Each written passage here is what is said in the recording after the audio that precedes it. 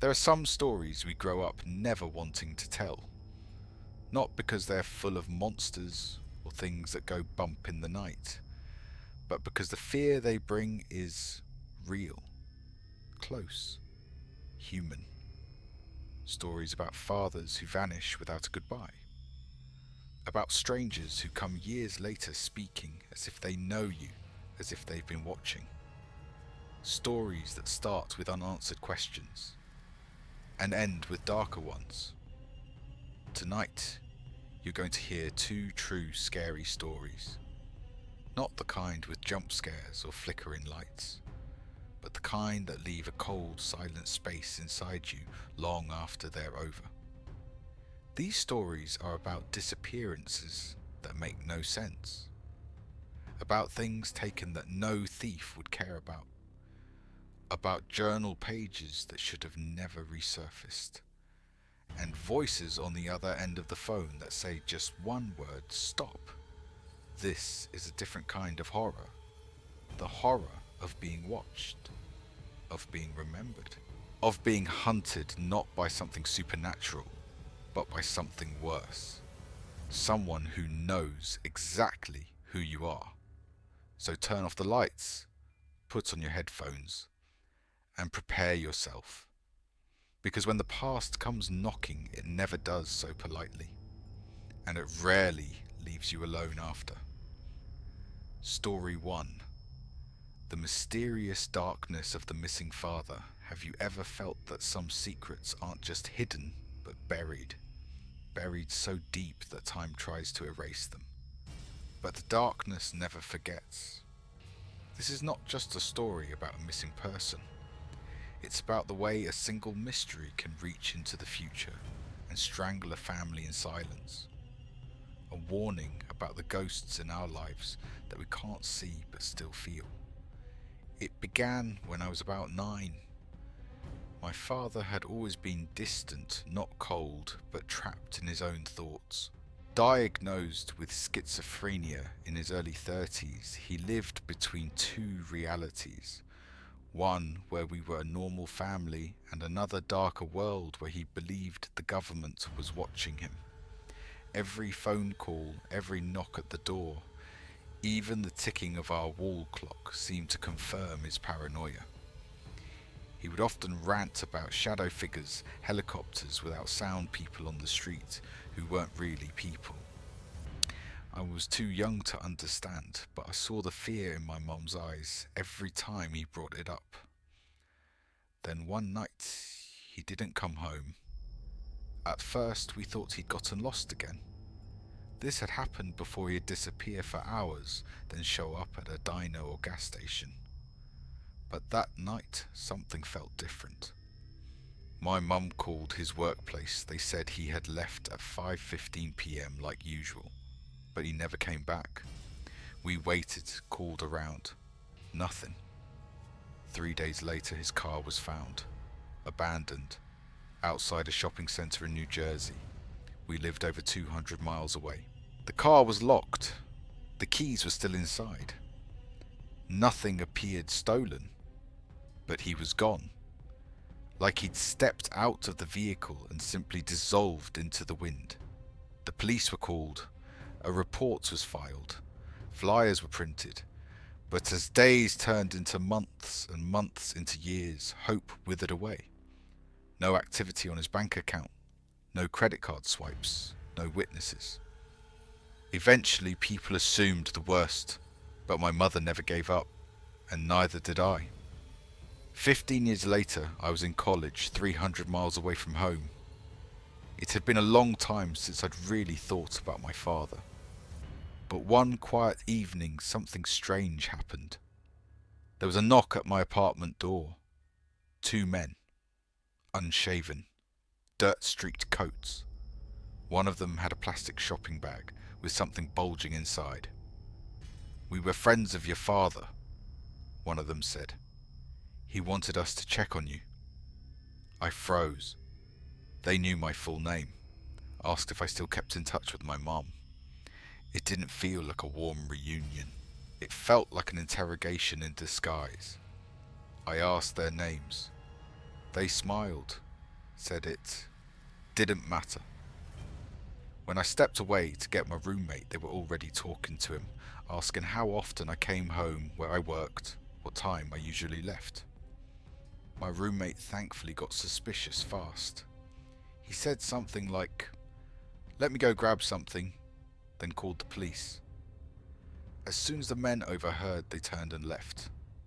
Not hurriedly, casually, like they'd gotten what they came for. We reported everything, provided sketches, no hits. But that was just the beginning. Weeks later, strange phone calls began. The line would ring once, then stop. Or we'd answer and hear breathing. No words. One night my mom found an envelope slid under her front door. Inside was a photo. It was old, creased. A picture of my father holding me as a baby. Except we had never owned that photo. It was taken from outside our window. At night, that's when we knew something darker was going on. Theories began to spiral. Had he gone into hiding, witness protection? Had he gotten involved with people he shouldn't have? One relative said my father used to talk about driving for certain people, transport jobs, with no questions asked. Once he drove a man across 3 states and was paid in cash. Another said they saw him in a back alley in Newark a year after he vanished, but when they tried to approach, he ran. No one knew what was real anymore, and neither do I. Even now, I sometimes feel like I'm being watched, like someone still checks in from the shadows. Sometimes I wake up and the porch light is off when I know I left it on. Sometimes I hear my name whispered from outside when no one is there. I still don't know where my father is, if he's alive, if he ever really meant to leave us, or if he was taken. All I know is this: when someone disappears, they don't always leave you behind. Sometimes they take the darkness with them, and sometimes they leave it behind to find you. So if you ever see 2 strangers outside your door claiming to know your past, be careful what you believe, because some stories are not meant to be told. Some are meant to follow you forever. Story 2. The ghost behind the calls and threatening words. Some things don't haunt you like ghosts in old houses or shadows in the woods. They haunt you quietly, through unanswered phone calls, late night knocks, and the feeling that someone out there knows far more about you than they should. This story begins not with blood or violence, but with a disappearance. My father vanished when I was 8 years old. He was diagnosed with schizophrenia a few years prior, and though he was still functional, holding down a job providing for the family, he was slowly sinking into paranoia.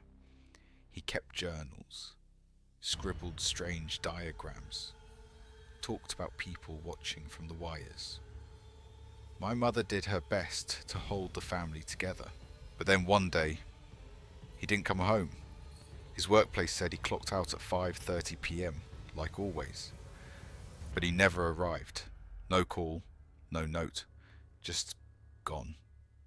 We lived in Pennsylvania. His car was found 2 weeks later in an empty parking lot in New Jersey, 200 miles away.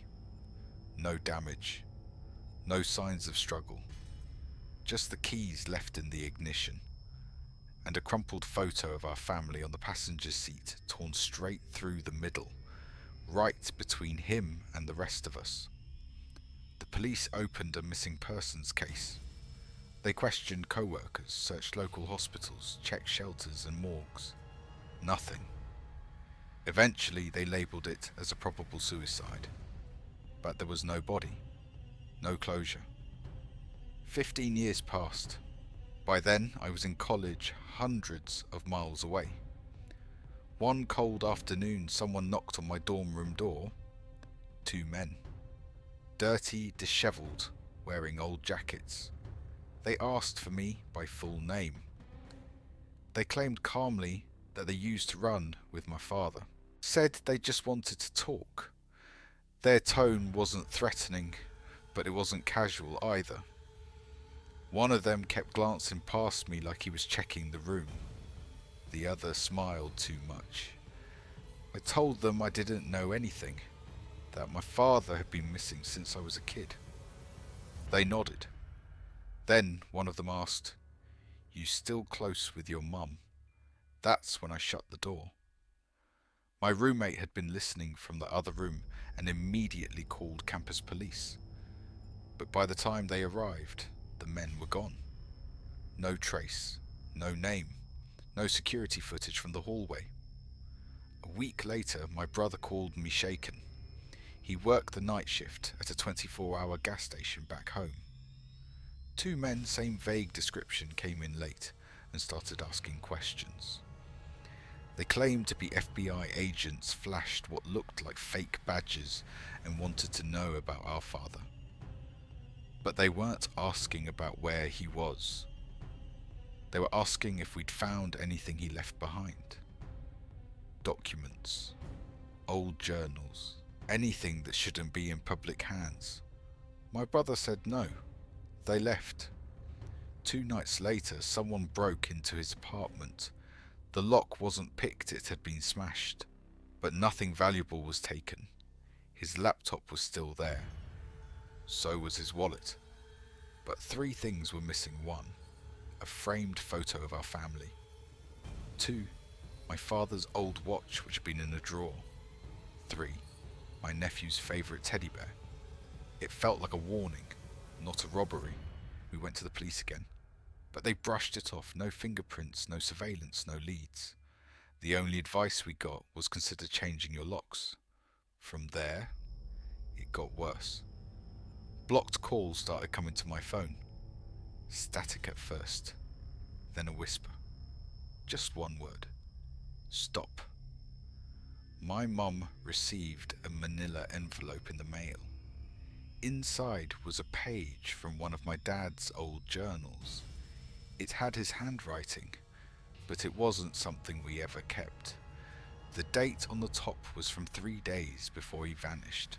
The words on the page read, "If they come looking, burn this, or they'll bury you like they buried me." We took that envelope straight to the police, but they treated us like we were crazy. They said it could be a prank, a hoax, but we knew better. We did some digging. Turns out, my father had once worked as a freelance driver for a shipping company, one that was later investigated for laundering money through construction contracts. We don't know how deep he was in. Maybe he saw something. Maybe he tried to get out. Or maybe his mental breakdown wasn't all paranoia. Maybe it was fear. To this day, we still don't know where he is. But those men never came back. The calls stopped. The shadows faded. But the fear never did. Because now we know. Someone is always watching. And not all disappearances mean someone's dead. Sometimes they're just hiding. And sometimes they're being hidden. If you're listening to this late at night and your past feels like it's catching up to you, lock your doors, trust your instincts, and never ignore the small signs. Because once the shadows knock, they rarely knock twice. Not every scary story ends with blood on the floor or a face in the mirror. Some end in silence, in shadows, at the edge of the frame. In these stories, the terror didn't come from ghosts. It came from uncertainty, from the aching feeling that someone you once trusted might not have just disappeared, but been taken. And that somewhere someone wanted to make sure the truth stayed buried. What do you do when a man vanishes, but 15 years later strangers appear who know too much? What does it mean when a photo you've never seen before is taken from your window at night? These are the kinds of questions that don't go away. The kinds of moments that linger in the back of your mind. when you hear footsteps where there shouldn't be any, or notice your porch light off when you swore you left it on. The fathers in these stories weren't just lost, they left behind pieces, clues, warnings. Some believe they were involved in something bigger, something meant to stay hidden. Others think they ran to protect the people they loved, but maybe the scariest possibility is that they never left at all. They were erased, and when the past tries to resurface, someone always comes knocking to push it back down. If you're still listening, lock your doors, don't answer blocked calls, and never trust the quiet ones who smile too much. Because real horror doesn't always haunt your house. Sometimes it haunts your name. If you've ever experienced something like this, or you've got your own story to share, drop it in the comments. We're not alone in what we've seen. And sometimes telling your story is the only way to make the shadows step back. Don't forget to like, subscribe, and turn on the bell, because the next story might just be about someone like you.